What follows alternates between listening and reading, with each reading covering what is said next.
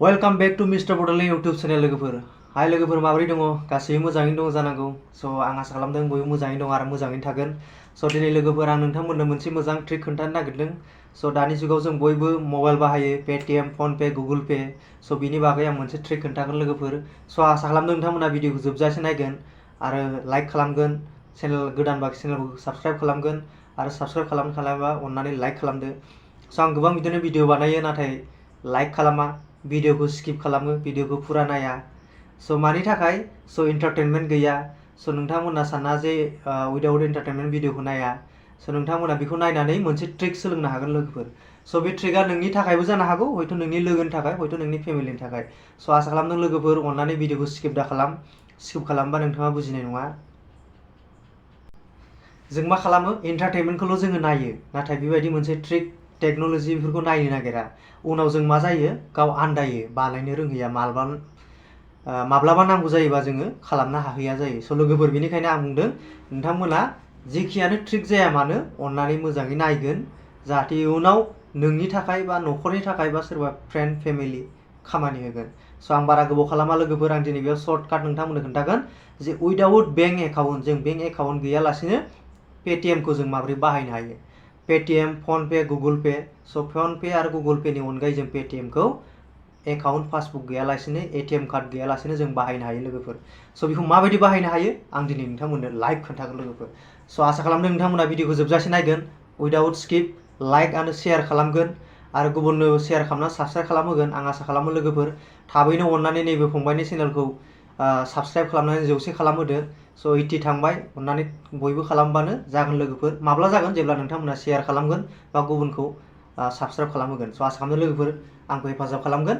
आं दिनै खोन्थानोसै नोंथांमोननो बेंक पासबुक गैयालासिनो जोङो माबोरैहाय माबाखौ पेटीएमखौ खुलिनो हायो। फैदो अब्ला जों दायो फैबाय मबाइल स्क्रिनाव। आं दायो खोन्थासिगोन नोंथांमोननो बिना एकाउन्ट, बिना एटीएमै जों माबोरैहाय पेटीएम खुलिनो हायो। बेनि थाखाय गिबियाव नोंथाङा नेटखौ अन खालामदो, बेनिफ्राय थांदो नोंथाङा प्ले स्ट'राव, पेटीएमखौ डाउनलड खालामदो आरो आं गाहायाव डिसक्रिपसनावबो लिंकखौ होनाय जाखाबाय, डिसक्रिपसनाव थांनाबो डाउनलड खालामनो हागोन। पेटीएम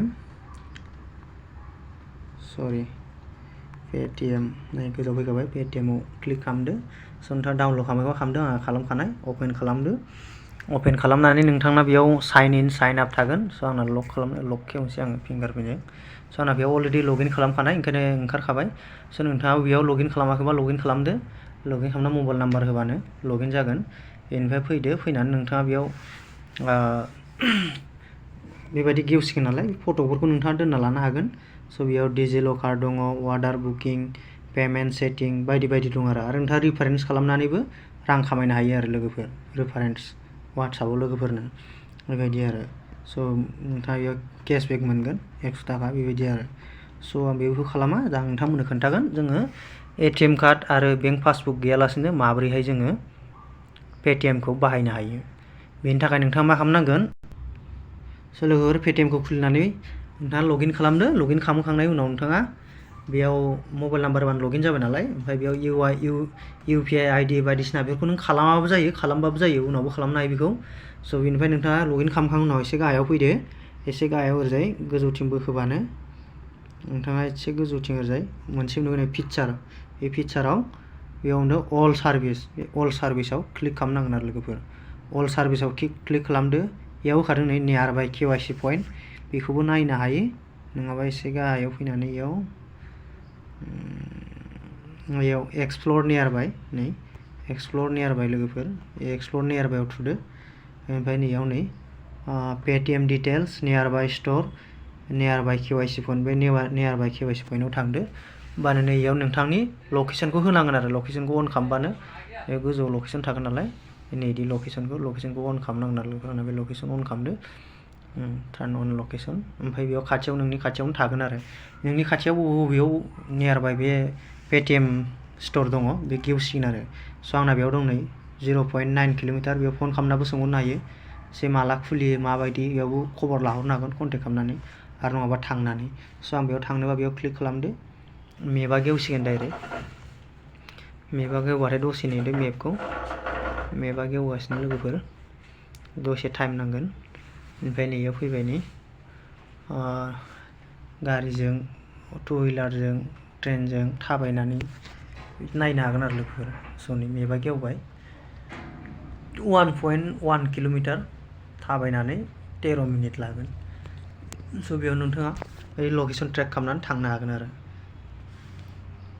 बिदि Head west toward First Main Road. Hey, Newer Main Road. खोन्थादों लोगोफोर।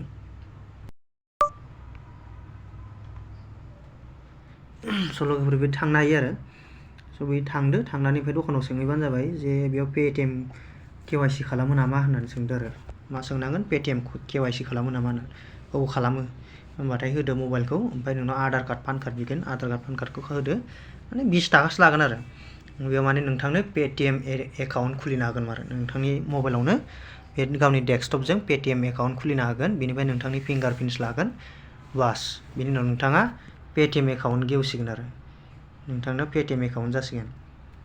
पेटिएम एकाउन्ट जानाय लोगो लोगो बेयाव माने एक्सट्रा बेंक खुलिनो दरकार गैला नोंना बे पेटिएमानो बेंक एकाउन्ट जासिगोन।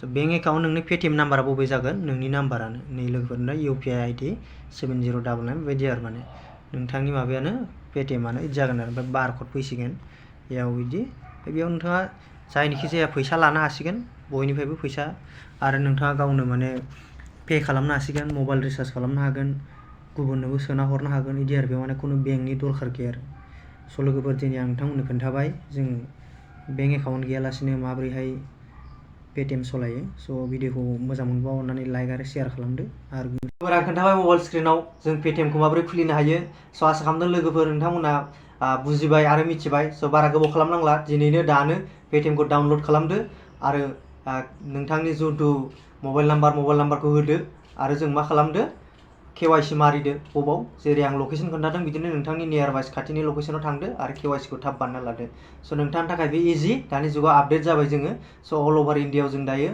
आखायाव फैसा लाना गिदिंला जोङो मा खालामो मबाइल लायो स' जों मबाइलजों पे खालामनो हागोन लोगोफोर स' आसा खालामदों भिडिअखौ नायनानै मोजां मोनबा बयबो अननानै खनसे लाइक खालामदो आरो शेयार खालामदो स' आरो नेक्स्ट भिडिअ आं बिनिफ्राय साबसिन हामसिन लाना फैगोन लोगोफोर स' बाय बाय।